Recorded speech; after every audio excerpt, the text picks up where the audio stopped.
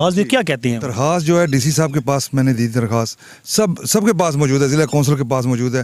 DC साहब ने CO साहब को मार की थी, ज़िया साहब हैं उन्हें, अभी तक बस वो फ़ोन ही आ रहे हैं, बस आ रहे हैं तो जा रहे हैं, अभी तक कोई। आपने एप्लीकेशन दी है तो सिर्फ फ़ोन की हद तक महदूद है। जब तक रमज़ान से पहले एक दफ़ा साफ़ सुथरा पंजाब की टीम आई, थोड़ी सफाई हुई, अभी तो वो भी नहीं है। वो आते हैं, वो क्या करें, क्योंकि पक्का को हल नहीं है। ये आपने देख रहे हैं, ये हमारा कब्रिस्तान है, हमारे आबाओ जदाद यहाँ दफन है, ठीक है जी।